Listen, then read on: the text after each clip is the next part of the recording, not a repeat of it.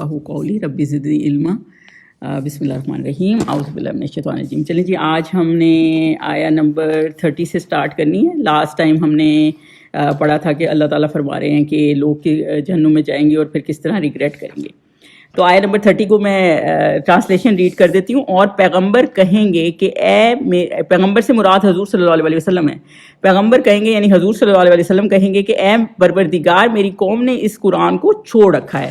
تو بیسیکلی اس سے یہ دیکھ لیں کہ حضور صلی اللہ علیہ وسلم یہ شکوہ کریں، اللہ تعالیٰ کو بتا رہے ہیں قوم کا شکوہ کریں، اور جن سے ہمیں وہ جیسے رمیزہ بھی کہہ رہی تھی نا شفاعت کی امید ہے، تو وہ اس بات کی وہ کریں گے۔ پہلے تو اس چیز کو دیکھ لیتے ہیں کہ کیونکہ پیغمبروں کا نا یہ ایک طریقہ کار ہوتا ہے کہ جب بھی وہ کسی مشکل میں پھنستے ہیں نا تو وہ اللہ تعالیٰ سے کانٹیکٹ کرتے ہیں، اللہ تعالیٰ سے بات کرتے ہیں۔ ایون بدر کا مسئلہ تھا تو حضور صلی اللہ علیہ وسلم دعا کر رہے تھے۔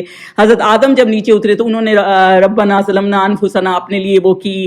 حضرت نوح علیہ السلام کے جب بیٹے کا معاملہ تھا وہ نہیں آئے بوٹ پہ تو ان کے لیے کی۔ حضرت ابراہیم علیہ السلام جب اپنی فیملی ڈیزرٹ میں چھوڑ گئے تھے تو پھر انہوں نے کی۔ حضرت یعقوب علیہ السلام کو جب حضرت یوسف علیہ السلام گم ہو گئے تھے تو انہوں نے کی۔ اور اسی طرح ہی حضور صلی اللہ علیہ وسلم کیا فرما رہے ہیں کہ میری قوم کیا کر رہی ہے، کیونکہ سورہ فصلت کی آپ اگر آیا 41 پڑھیں گے نا تو اس میں اللہ تعالیٰ نے یہ فرمایا کہ وہ لوگوں کو کہہ رہے ہیں کہ قرآن مت سنو اور دنیا اور آخرت پہ بلیو نہیں کرتے، تو یہ چیز سے نا وہ ہٹا رہے تھے۔ اور ان قومی یعنی میری قوم، یا تو حضور صلی اللہ علیہ وسلم کی پوری امت ہے اس میں، یا پھر مشرکین مکہ ہیں، کیونکہ اس وقت وہ ان کے لیے اسپیسیفکلی آئے تھے نا، تو اس وقت ہیں تو وہ رحمت للعالمین ساری دنیا کے لیے آئے ہیں، لیکن اس وقت اسی قوم کو ایڈریس کر رہے تھے نا اسپیسیفکلی، تو اس لیے یا انہوں نے اس لیے میری قوم کو بارے میں کہا ہے۔ تو یہ چیز نا یہ اللہ تعالیٰ سے ہی مدد نبی بھی مانگتے ہیں کیونکہ وہ انسان ہوتے ہیں، تو یہ چیز بتاتی ہے کہ حضور صلی اللہ علیہ وسلم بھی ایک انسان تھے۔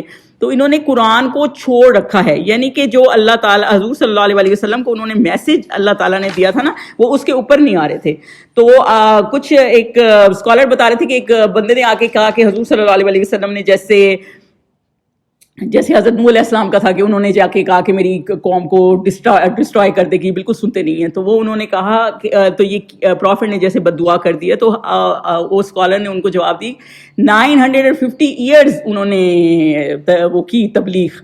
جب اتنے سال آپ تبلیغ کرتے ہیں، ہم تو 2 منٹ کوئی کرتا ہے تو ہمیں ہوتا ہے کہ اس کو اللہ تعالیٰ سبق سکھائے یا اس کو یہ ہو، جب یہ مان نہیں رہا تو، لیکن وہ اتنی تبلیغ کر کے اتنے صبر سے رہے تو پھر انہوں نے یہ کہا کہ اللہ تعالیٰ اب ان کو ڈسٹرائے کرتے کیونکہ یہ ماننے والے نہیں ہیں۔ لیکن حضور صلی اللہ علیہ وسلم نے بد دعا نہیں کی۔ حضور صلی اللہ علیہ وسلم نے کیا کیا؟ حضور صلی اللہ علیہ وسلم نے صرف یہ کہا ہے کہ یا اللہ میری قوم نے اس قرآن کو چھوڑ رکھا ہے۔ اب یہ قرآن مہجورہ کو ہم دیکھتے ہیں کہ یہ کس طرح سے قرآن کو چھوڑ رکھنے کا کیا مطلب ہے۔ قرآن کو چھوڑ رکھنے کا یہی مطلب ہے نہ اس کی تلاوت کی ہے، نہ آپ نے اس کو سیکھا ہے، نہ اس پہ عمل کیا ہے، اور یا پھر آپ نے سنی انسنی کر دیا۔ اگر ہم وہ تو چلیں کافر تھے، ان کا تو ایک بنتا ہے کہ وہ مانتے ہی نہیں ہے تو قرآن کو چھوڑ رکھے۔ اب ہم اپنے آپ کو دیکھیں تو ہمارا کیا معاملہ ہے کہ ہم کہتے ہیں ہمارے پاس ٹائم نہیں ہے۔ آپ یہ خود دیکھیں، ہم بچوں کو پریپ سے گریجویشن تک یا جو بھی انہوں نے کرنا ہے زندگی میں کتنے سال ہم لگاتے ہیں اس تعلیم کو، لیکن اینڈ پہ کافی بچوں نے قرآن نہیں پڑھا ہوتا۔ میں نے خود FSC میں قرآن پڑھا ہے۔ آئی ایم جسٹ سیئنگ کہ میں یہ اپنے ماں باپ کو بلیم نہیں کر رہی، میں یہ کہہ رہی ہوں کہ وہ اتنی پرائرٹیز میں نہیں رکھا ہوا نا۔ ہم خود بھی ایسے ہیں، مطلب ہمارا یہ کہ اتنی پرائرٹی میں رکھا ہوا، جبکہ آپ کو کام تو قرآن ہی آنا ہے۔ ہمیں ہوتا ہے کہ ہم نے بس قرآن، اور دوسرا یہ بھی ایسے بھی لوگ ہوتے ہیں جو کہتے ہیں ہم نے قرآن پڑھ لیا ہے اب ہمیں سمجھنے کی ضرورت نہیں ہے۔ ہر چیز کے لیے آپ کو اسکالر چاہیے ہوتا ہے۔ آپ ایسے تو کوئی بھی تعلیم ہو کسی چیز کے لیے بھی آپ بغیر اس کے سمجھ سکتے ہیں، تو ہمیں اگر سمجھ نہیں ہے نا تو صرف قرآن کی نہیں ہے، اور اللہ تعالیٰ خود کہتا ہے کہ ہر چیز سے بہتر ہے جو بھی تم نے جمع کیا ہے نا، اس کی ہر چیز سے بہتر یہ قرآن ہے۔ تو جب آپ نے یہ اس کو سیکھیں گے نہیں تو اس کو عمل کیسے کریں گے؟ جب آپ اس کو سیکھیں گے تبھی اس کو عمل کریں گے نا، تبھی آپ کا دل اس کی طرف موڑے گا۔ اور سورہ طٰہٰ میں ہے کہ کچھ لوگ جو ہیں وہ جب اٹھیں گے نا تو وہ اندھے ہو کے اٹھیں گے، تو پھر وہ کہیں گے یا اللہ ہم دنیا میں تو دیکھتے تھے، ہم کیسے اب اندھے ہوئے ہیں؟ تو وہ کہیں گے اللہ تعالیٰ فرمائیے کیونکہ دنیا میں تم نے کیئر ہی نہیں کی، میرے ذکر کے سے اندھے تھے، تو اب آخرت میں تم اندھے ہو۔ تو بیسیکلی یہ کہ آپ نے زندگی اندھے ہو کے گزارنی ہے کہ آنکھوں کے ساتھ گزارنی ہے۔ تو قرآن ہے جو آپ کو آنکھیں دیتا ہے، اور حضرت انس سے روایت ہے، یہ حدیث پاک ہے، جب قرآن آپ جو بھی قرآن پڑھتا یا اس کو گھر میں چھوڑ دیتا ہے نا، پڑھتا نہیں ہے اور اس کو کبھی ریسائٹ نہیں کرتا یا اس پہ عمل نہیں کرتا، تو وہ اگلے جہان اس عبد کے نا گلے میں لٹکا ہوا ہوگا اور اللہ تعالیٰ سے کہے گا یا اللہ اس تیرے عبد نے مجھے چھوڑ دیا، تو مجھے اور اب میرے اور اس کے درمیان انصاف کر, جج کر, تو کمپلین کرے گا وہ آپ کی. تو بیسیکلی جو قرآن ہے اور فاسٹنگ ہے, یہ دو چیزیں ہیں جو اگلے جہان آپ کی انٹرسیشن کریں گے, کیونکہ انہوں نے آپ کو روکا ہے ہر برے کام سے, ہر اس چیز سے. فالتو کام آپ کر رہے ہوتے ہیں لیکن آپ قرآن پڑھ رہے ہوتے ہیں, تو آپ نے قرآن کی طرف آئے ہیں, تو وہ اس چیز پہ آپ کی انٹرسیشن کریں گے کہ یا اللہ اس نے اس وقت یہ کام نہیں کیا لیکن قرآن پڑھنے بیٹھ گیا, یہ اس نے کھانا نہیں کھایا اور یہ فاسٹنگ اس نے رکھ لی. تو یہ چیزیں نا آپ کا انٹرسیشن کریں گے, یہ آپ کی بہتری کے لیے. ابھی ہمیں لگتا ہے کہ ہمارا یہ کام رہ گیا, یا ہم بورنگ ہو گئے ہیں, یا ہم قرآن کی طرف وہ ہو گئے ہیں, اور اگلے جہان یہ چیز جب آپ کو فائدہ دے گی, اور وہ چیز لوگ جو یہ اس چیز کی طرف نہیں آئے تو وہ سوچیں وہ کتنا ریگریٹ کریں گے. تو بیسیکلی اللہ تعالیٰ یہ کہہ رہے ہیں کہ جن لوگوں نے بھی قرآن کو چھوڑا ہے, جو لوگ قرآن کو چھوڑتے ہیں نا, سورہ زخرف میں ہے, وہ شیطان, مطلب جو سیدھے راستہ ہے نا قرآن, تو وہ شیطان کے ساتھ ہی بن جاتے ہیں. اور شیطان برائی کو اتنی خوبصورت طرح سے پیش کرتا ہے.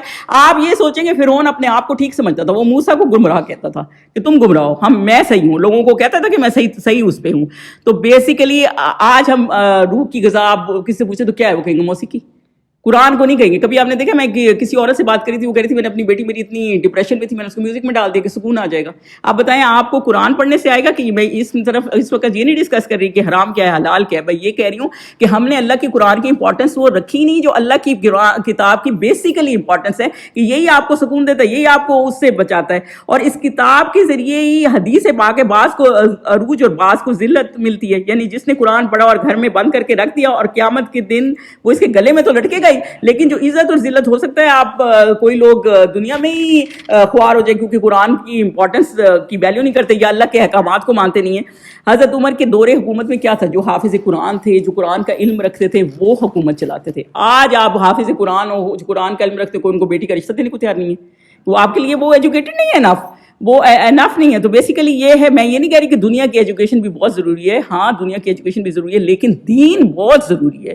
دین کو چھوڑ کے نا آپ کی دنیا کی ایجوکیشن ایک ٹکے کی بھی نہیں ہے. وہی بردر عماد والی بات ہے جو ایک دن وہ رمضان کے اس میں کہہ رہا تھا کہ میرا بیٹا بے شک جو ہے نا وہ مرسی اسکول کا ڈونیشن وہ کر رہا تھا, تو وہ کہہ رہا تھا کہ بے شک بھلے ایک سویپر ہو اور ایمان پہ مر جائے, نہ کہ میرا بیٹا ایم ڈی ہو اور ایمان کے بغیر ہو. تو مجھے ایسا وہ نہیں چاہیے. تو بیسیکلی جب منکر نکیر آ کے پوچھیں گے نا کہ تمہارے پاس رسول نہیں آیا تھا, میسج نہیں آیا, تو پھر آپ اس کو کیا جواب دیں گے؟ جن کے پاس جواب نہیں ہوگا نا ان کو ماریں گے وہ پھر لوہے کے ساتھ, تو پھر وہ اچھے رہ جائیں گے. تو بیسیکلی آپ یہ سوچیں کہ ہم کس حال میں ہیں کہ ان کے خلاف قرآن ہی اور رسول صلی اللہ علیہ وسلم جو رحمۃ للعالمین ہے, جو اتنے مرسیفل تھے, وہی آپ کے خلاف کہنے لگ جائیں گے. تو زندگی کا جس طرح آپ نے سروائیول ہے نا, کھانا پینا ہر چیز, اسی طرح قرآن اسی طرح ضروری ہے. اور آپ یہ سوچیں کہ زندگی میں اگر کوئی آپ کو سیدھا راستے پہ لے جا سکتا ہے نا, تو وہ قرآن ہی ہے. قرآن کے بغیر ہم سیدھے راستے پہ جا نہیں سکتے. تو اس لیے قرآن جو ہے آپ اس کو اپنی زندگی میں شامل کریں, اپنے بچوں کی زندگی میں شامل کریں. اور اگر آپ قرآن کو اپنے زندگی میں یا اپنے بچوں کی زندگی میں شامل نہیں کریں گے تو پھر ہم ایسے ہی ہو جائیں گے جیسے والقرآن مہجورا, یعنی ہم نے چھوڑ دیا. سوچیں ہم سے اگلی جنریشن ہے, ہماری جنریشن تو, ہمارے ماں باپ کی جنریشن تو بے شک اتنی, میں اپنی ماں کو دیکھتی ہوں انہوں نے اتنی اسٹڈی نہیں کی اتنی, لیکن ان کی پھر بھی کوئی تعلیم اس طرح کی ہوئی بھی ہے نا کہ وہ چلتی according to the laws of Islam ہے. سم ہاؤ وہ ان کے کچھ طریقے اس طرح کے, لیکن ہمارا یہ معاملہ نہیں ہے. ہم اوپر سے ہم ویسٹرن کنٹریز میں رہتے ہیں, تو ہر چیز کا خیال ہم نے رکھنا ہے اور اپنے بچوں کو سیدھے راہ پہ رکھنا ہے. اگر ہم آگے پھنسیں گے تو سوچیں ہماری اولادیں کتنی پھنسیں گی جن کی خوشی کے لیے ہم اتنا کچھ کر رہے ہیں. تو بیسیکلی حضور صلی اللہ علیہ وسلم اس وقت بھی لوگ یہی تھے, اپنی دنیا میں پڑے ہوئے تھے اور حضور صلی اللہ علیہ وسلم کو سنتے نہیں تھے. تو پھر سوچیں کیا انجام ہوگا ان کا.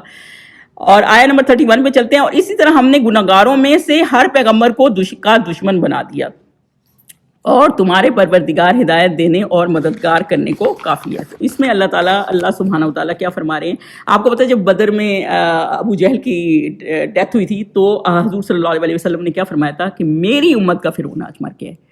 تو یعنی کہ اس وقت حضور صلی اللہ علیہ وسلم کے ٹائم نا جو فرعون تھا, یعنی جو ٹارچر کرتا تھا, وہ حضور صلی اللہ علیہ وسلم کے ٹائم پھر ابو جہل تھا. تو بیسیکلی اور حضرت موسیٰ کے ٹائم فرعون تھا. تو بیسیکلی لائف مشکل ہے, ڈیفیکلٹ ہے, اس کے لیے آپ کو سیکریفائس بھی چاہیے, لیکن یہ سارا ٹارچر مسلمانوں نے سارا برداشت کیا اس لیے کہ کیونکہ اللہ تعالیٰ پھر جن کو ہدایت دیتا ہے دے دیتا ہے, اور جن کو نہیں, اور اللہ تعالیٰ ہی مدد کرتا ہے. ایک آیت آیت تھی سورہ قمر میں جس کا اس وقت اتری جب یہ مشرک مکہ کا دور تھا، ہجرت نہیں ہوئی تھی، تو حضرت عمر نے سنی نا، جس کا مطلب تھا کہ سارا یہ گروپ ڈیفیٹ ہو جائے گا اور پھر یہ بھاگیں گے، وہاں سے لوگ بھاگ نکلیں گے.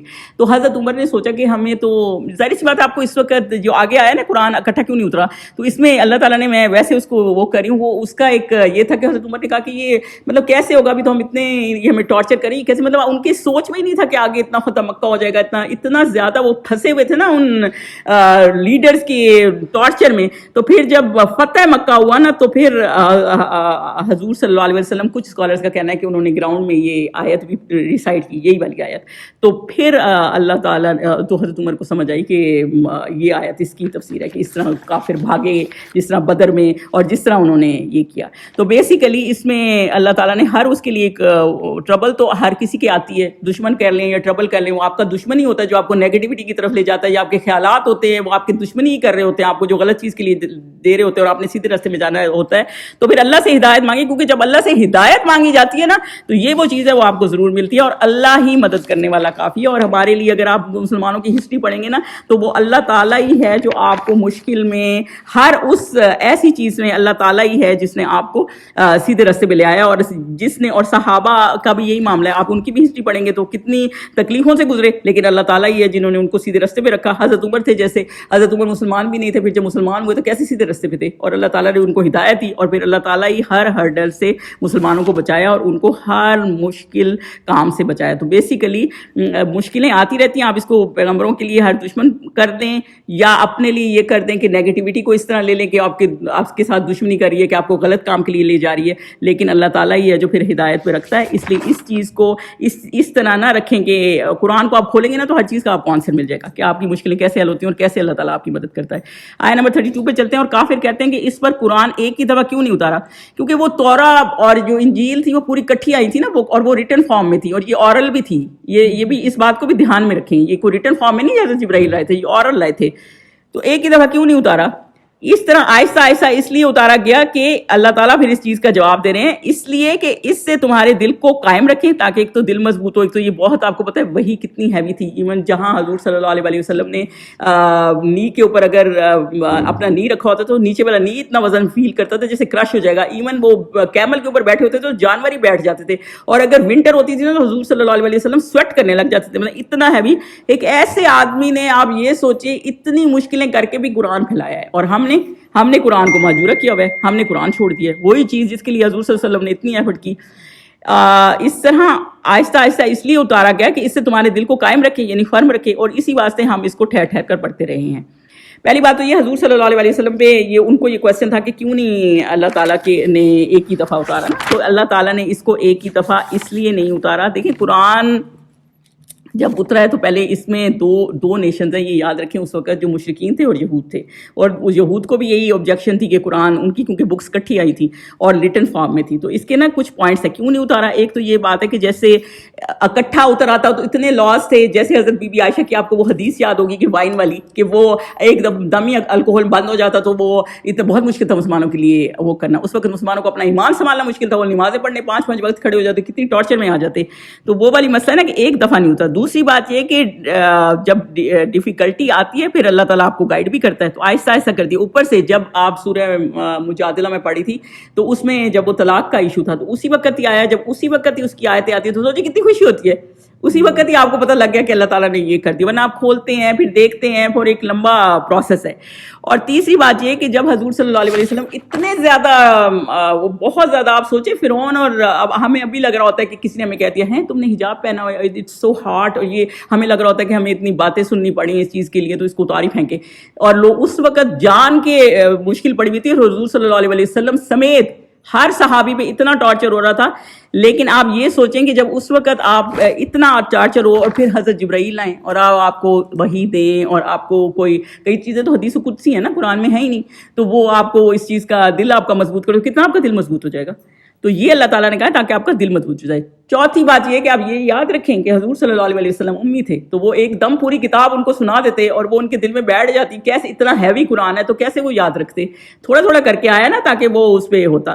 اور پانچویں بات یہ کہ میریکل ہے کہ 23 سال میں یہ اترا ہے، لیکن آپ قرآن کو پڑھیں گے نا، بہت اس میں کنسسٹنسی ہے، بہت اس میں آپس میں آیتیں آپ یہ نہیں کریں گے یہ آیت یہاں کیسے فٹ ہوگی، وہ آیت وہاں کیسے فٹ ہوگی، انسان نہیں کر سکتا یہ کام، کیونکہ آپ کا موڈ ہی نہیں وہ ہوتا، لیکن اللہ تعالیٰ کا ہے۔ اور پانچویں بات یہ کہ یہ قرآن جو ہے نا اکٹھا اترا ہے، کچھ اسکالر کہتے ہیں لوح محفوظ سے پہلے آسمان پہ، آخری آسمان جو ہے اس کے بعد وہ دھیرے دھیرے دھیرے دھیرے اترا ہے، تو وہ والی چیز بھی قرآن نے پوری کی ہے۔ تو اس لیے یہ کہنا کہ کیوں نہیں اکٹھا اترا، تو قرآن بہت ہیوی ہے وہ اکٹھا، آپ یقین کریں دورہ قرآن اچھی چیز ہے، آپ کو گو تھرو کر دیتا ہے۔ اب جنہوں نے تفسیر ڈیٹیل کی ہے نا ان کو مزہ نہیں آتا، کیونکہ آپ ایک ایک جب آیت کر رہے ہوتے ہیں نا تو آپ کو سمجھ آ رہی ہوتی ہے اتنے اچھے سے، مطلب مجھے تو میرے سے کبھی ہو ہی نہیں پایا رمضان میں پورا وہ، کیونکہ وہ نا وہ اوپر سے ہی گزر، کافی چیزیں ایسی ہیں کہ آپ ڈیٹیل کرنا چاہ رہے ہوتے ہیں، پھر وہ آپ کا اتنا وہ ہو نہیں رہا ہوتا، لیکن جب آپ سکون سے ایک ایک آیت کر کے آدھا آدھا گھنٹہ لگاتے ہیں ایک ایک آیت کو پڑھتے ہیں نا، آپ کو اتنے اچھے سے قرآن سمجھ آتا ہے نا، اور یہی قرآن کا حق ہے، اور آپ اس کو اچھے سے ادا کریں۔ تو بیسیکلی اللہ تعالیٰ یہ کہہ رہے ہیں، اور حضور صلی اللہ علیہ وسلم کی ایک اور حدیث آپ کو بتا دوں، حضرت عائشہ سے مروی ہے کہ حضور صلی اللہ علیہ وسلم ہر لیٹر کو اس طرح پڑھتے تھے جیسے کہ ایک ایک لفظ آپ نا ان کا گن سکتے ہیں، ایک ایک لیٹر آپ ان کا سن سکتے ہیں، تو وہ نا قرآن کو آہستہ آہستہ اس طرح کر کے پڑھے۔ ہم جس طرح پڑھتے ہیں تیز الحمدللہ رب العالمین الرحمن مالک یوم الدین، مطلب اس طرح آپ کو پتہ ہی نہیں آپ نے کہا کیا ہے، ہاں یا کا نعبد و ایاک نستعین۔ اب یہ تو عمران خان نے آ کے سب کو یہ مطلب آ کے سمجھا دیا، یا کا نعبد و ایاک نستعین ایک دھیرے دھیرے کر کے بنا، ہم تو اتنی تیزی سے سورہ فاتحہ پڑھ جاتے ہیں کہ ہمیں یہی اندازہ نہیں ہے کہ ہم کتنی بڑی دعا مانگ رہے ہیں اللہ تعالیٰ سے۔ اور جب آپ کو کوئی مسئلہ ہوتا ہے آپ اس طرح دعا مانگتے ہیں، جب ہمیں کوئی مسئلہ ہوتا ہے ہم اللہ سے کتنی زور لگا کے، کتنا رو کے، کتنی کنسنٹریشن سے دعا مانگتے ہیں۔ تو یہ سورہ فاتحہ ایک دعا ہی ہے۔ تو بیسیکلی جب قرآن پڑھیں نا تو اس کو ایسے غور سے پڑھیں اور اس پہ تدبر کریں، اور ایک ہی دفعہ میں اس لیے اللہ تعالیٰ نے نہیں اتارا، اور اس لیے اللہ تعالیٰ نے اس کو کہا، اور ٹھہر ٹھہر کے پڑھیں، یعنی اس کو سمجھ کے پڑھیں اور اس پہ تدبر کریں۔ جو پیچھے ہے نا کہ ان کو مہجورہ چھوڑ دیا، مطلب آپ نے یہ نہیں کہ قرآن ڈیسائیڈ کر دیا لیکن اس پہ تفکر نہیں کیا، آپ ریفلیکٹ نہیں کیا، تو آپ کیسے سمجھیں گے لاز کو؟ آپ تو لاز کو سمجھ ہی نہیں سکتے۔ قرآن میں سارے لاز ہیں، زندگی گزارنے کا طریقہ ہے، آپ نے زندگی کیسے گزاری ہے؟ پھر آپ تو زندگی نہیں گزار سکتے اس کے مطابق اگر قرآن کو سمجھیں گے نہیں۔ آیت نمبر 33 پہ چلتے ہیں، اور یہ لوگ تمہارے پاس جو بات آتے ہیں تو ہم تمہارے پاس اس کا معقول اور خوب مشرہ جواب بھیج دیتے ہیں۔ اور یہ جو اللہ تعالیٰ اس میں یہ فرما رہے ہیں، جب وہ اعتراض کرتے ہیں نا تو اللہ تعالیٰ اس کا جواب دیتے ہیں کہ یہ جب انہوں نے یہ اعتراض کیا کہ آپ نے کیوں نہیں اللہ تعالیٰ نے ایک ہی دفعہ اتارا۔ اب آپ یہ خود سوچیں، یہ آیت بھی اس کے ساتھ ہی ہے، جیسے عفق کا واقعہ، ابھی ہم نے سورہ نور پڑھی، میں سورہ نور کی مثالیں دے دیتی ہوں۔ سورہ عفق کا واقعہ ہے، اب وہ اس وقت واقعہ ہوا، اسی وقت یہ آیتیں ہوتی، سوچے کتنا اثر رکھا ہوگا، اسی وقت ہی ان کو کتنی شرمندگی ہوگی جو اس میں انوالو ہوں گے یا جو اوپن ہوئے ہوں گے، تو وہ اس کا نا ایک بات ہی کچھ اور ہے۔ تو یہ اس لیے اللہ تعالیٰ نے، اب آپ ایک کلاس میں بھی آتے ہیں نا، ایک ہی دفعہ سارا میں پورا قرآن آپ کو ایک ہی دفعہ سمجھا دوں نا، آپ کو پوری صورت نہیں سمجھے۔ قرآن کو تو چھوڑیں، وہ تو بہت بڑی چیز ہے، اتنی چھوٹی صورت بھی میں آپ کو ایک ہی دفعہ کر دوں گی نا، آپ کو وہ سمجھ میں نہیں آئے گی، کیونکہ پہلی چیز ہی گریب کرنا نہیں چاہتے آپ۔ ہاں آیتیں ہم تھوڑی تھوڑی کرتے ہیں تاکہ ہر آیت کو اچھی طرح افیکٹو طریقے سے کریں تاکہ آپ کو سمجھ آئے، ورنہ تو اس کا کوئی مقصد ہی نہیں ہے۔ ایسے ہی جیسے سورہ نور میں ایک صحابی تھے، انہوں نے پوچھا کہ اگر شوہر دیکھ لے جیسے اس طرح عورت کو، جیسے ظاہر اس وقت تو اس کے پاس تو نہیں ہوتے وہ گواہ، تو پھر اس پہ آیتیں آئیں کہ وہ اس کو اس طرح کریں۔ تو اور اللہ تعالیٰ نے اس سے یہ بھی ثابت کیا کہ حضور صلی اللہ علیہ وسلم کیونکہ آدمی نہیں تھے تو ظاہر ہے ان کو پتہ تھا کہ یہ چیزیں اس طرح نہیں آپ کر سکتے نا، کہ آپ خود بتا دیتے، تو وہ خود نہیں بتا سکتے تھے۔ جب آیتیں اترتی تھی تو وہ ویٹ کرتے تھے اور اس کے بعد بتاتے تھے، کیونکہ لوگوں کو یہ بھی تھا نا کہ یہ حضور صلی اللہ علیہ وسلم کچھ کہیں اور کی مخلوق ہے، کیا ہیں، یا یہ کہاں سے لے کے آتے ہیں، تو جادوگر ہیں، یا یہ کچھ ایسا معاملہ نہیں تھا۔ تو اللہ تعالیٰ نے اس کو بھی کلیئر کیا ہے۔